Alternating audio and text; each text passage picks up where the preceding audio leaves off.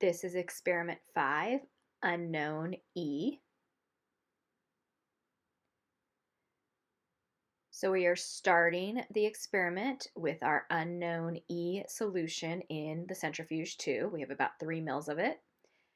And you can see that it is a clear, colorless solution to begin with.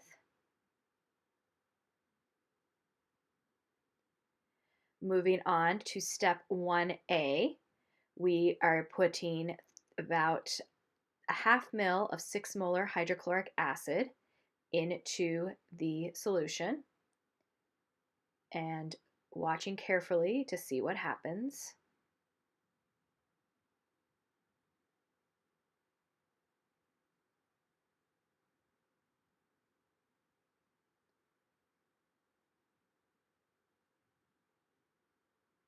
So this is our mixture after the HCl was added to the unknown.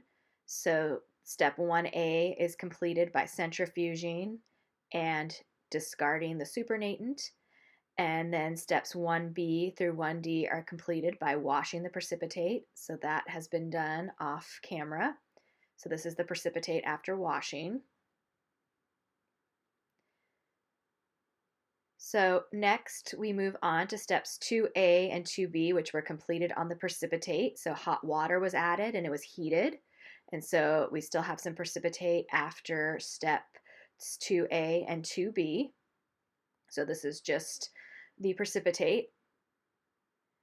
And now step 2C is taking the supernatant solution into a clean tube, which we have here, and adding a few drops of 6 molar acetic acid.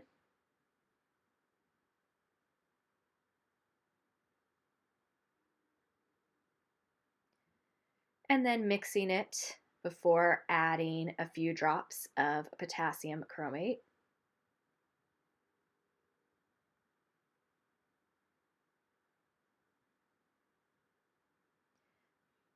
And we're going to be looking carefully and recording our observations after the addition of the potassium chromate.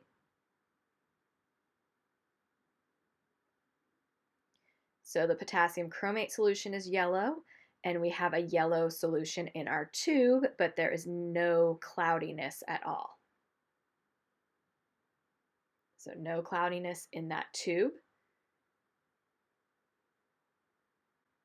So we can skip to step 3B, taking our precipitate from step 2B, and we are going to add 2 mils of 6 molar ammonia to this precipitate and record any observations.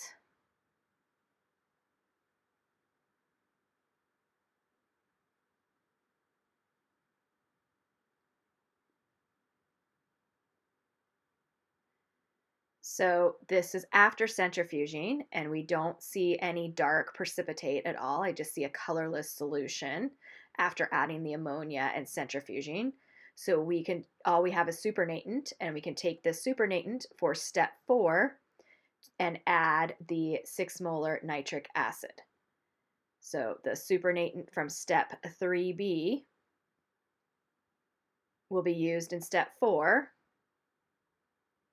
and 6 molar nitric acid will be added. So with the known, it took a lot of drops to get the solution acidic. So instead of doing drop by drop, I will add a few drops at a time and test to see if it's acidic using litmus paper. So adding a few drops, recording any observations or looking carefully at what we see. We're going to mix up and test the pH. So I vortexed it, grabbed a piece of pH paper, and I'm going to test to see if the solution is acidic.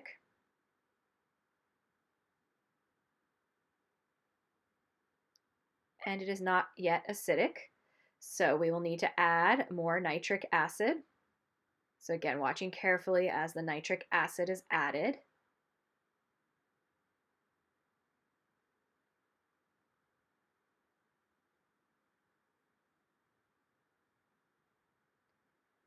And I'm going to mix up the tube and test the pH again.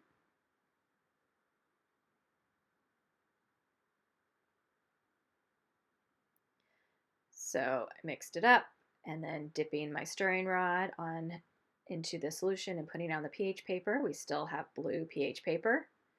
So adding more nitric acid is necessary.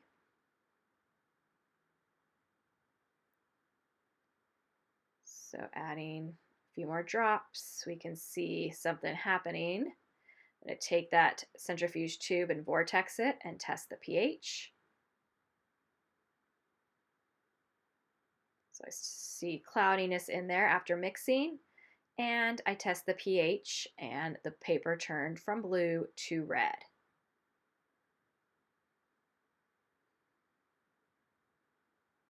So the tube was centrifuged, and just so we can see that there is white precipitate on the bottom after step 4, so step 5 is not necessary.